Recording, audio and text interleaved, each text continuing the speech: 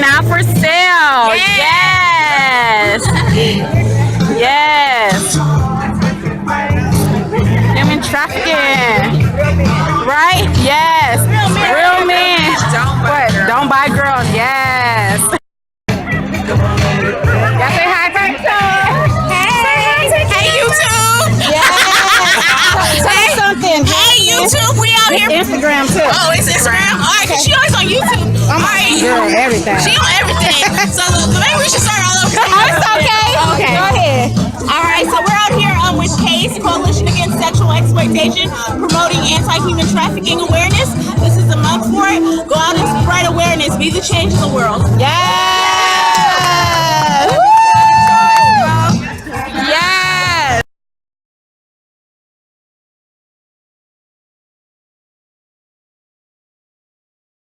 Tell you a point in my life where my mother was sober or that my dad was sober. They've been addicts my whole life, and that was a big part of why I was always trying to leave and get away from there. That's not something that young people want to see their parents every day throw their life away from doing drugs. And it was always hard for me because there's no affection there. There was never any attention. It was always, my brothers giving me attention. I never really had a mother or a father growing up. It was always just me and my brothers.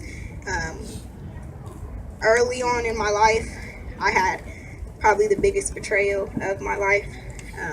I was sexually abused by people who I thought were supposed to love me, who were supposed to be the closest to me.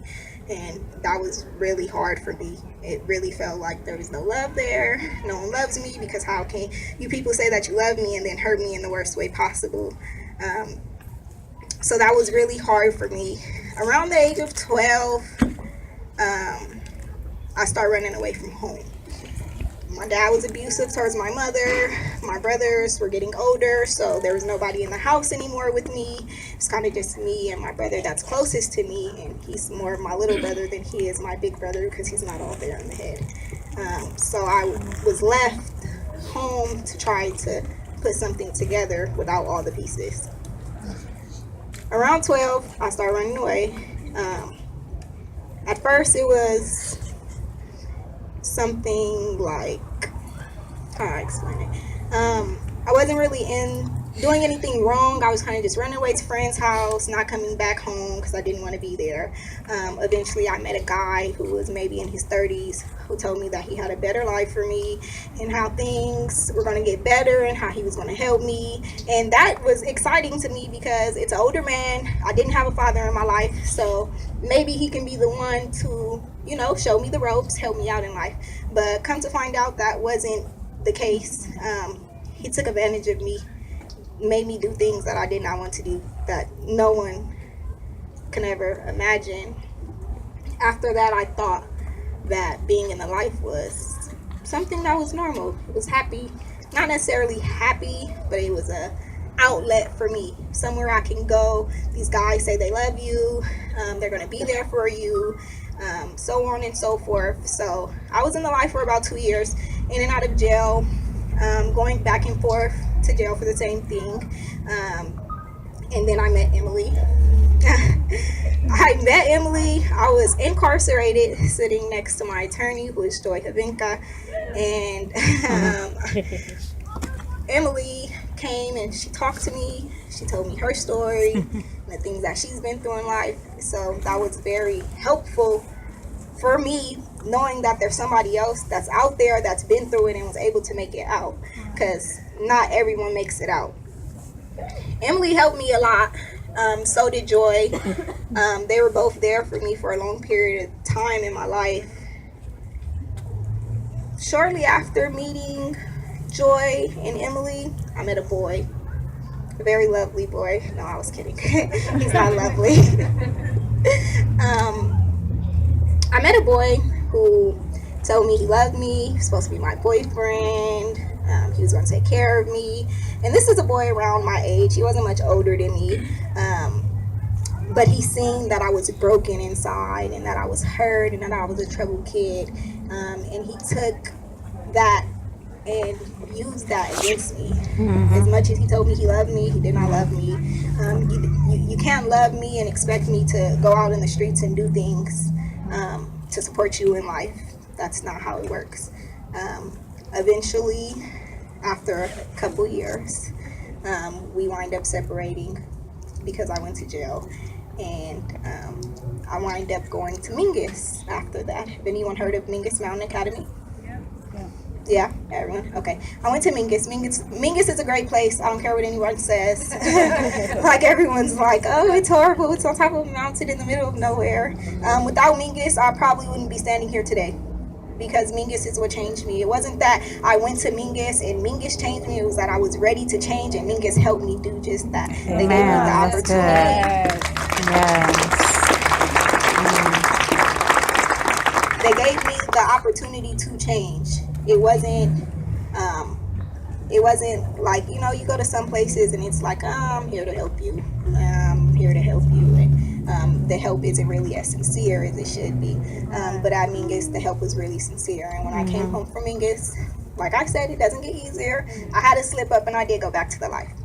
And when I went back to the life, that's when because I know that there's something in my life that I want to look forward to, and that's being something in life, going somewhere, touching people's hearts, speaking, whatever the case may be. Like, there's something else other than the life that's out there for all of us, and not just me. So I'm gonna end this with, don't give up. And again, it does not get easier. I don't care what anybody tells you, it doesn't get easier. Like, you just really have to be strong-willed, minded, and do it, because no one's going to do it for you. Nobody's going to hold your hand or walk in front of you and show you the path to go down. Like, that's things that you have to decide on your own. And then there's people like this that are around us that are going to be there walking behind us to help us, but we have to make that step ourselves. Nobody can do it for you. You have to make up in your mind that you're ready to change, and that's what you want to do, because if you don't, then you're not going to change. Like, my little cousin is 13 years old. She's currently in placement because of being in the life. And for me to have been there and done that, and to see her go through it, it's very, very heartbreaking. But I know what it's like, and I know what I can do to help her. So that's what I'm here for, and I'm here for all of you guys. If there's ever anything that you need, such as support, you know, talking, you guys can ask me questions after. If you guys like to, but yeah, don't give up.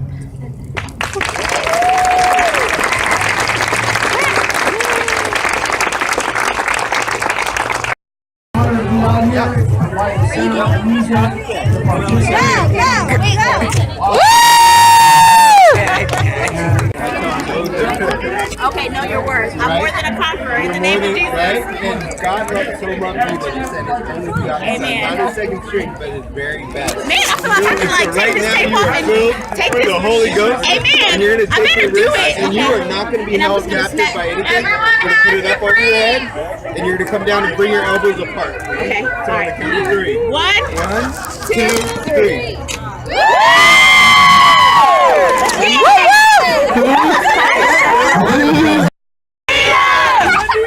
Now! What do we need? freedom! When do we need it? Now! We need Jesus. We need some willing vessels to go out there and make the movements. Like Burns. Yes. So huge! In the name of Jesus. In the name of Jesus. Yes. Freedom! Freedom! Now! Freedom! Now! Freedom! Now! Y'all messing up.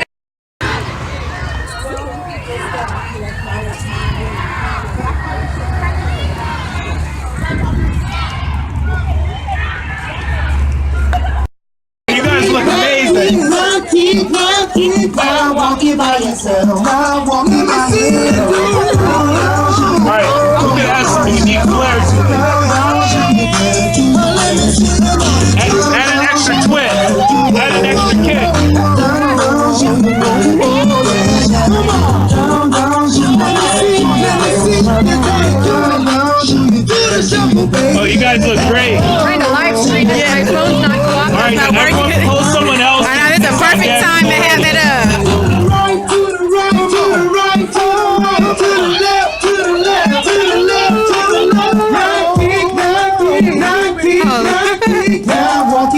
yourself. Now walk it by yourself. To the right, to the right, to the right, to the right, to the left, to the left, to the left, to the left. Rock it, rock it. All right, we're gonna have to start calling out some Now folks. walk it by yourself. Now walk it by yourself. Was that Amber? We don't see Brandy out here? I heard that Mike Shrik's Hell was a good dance. Show you what I'm talking about.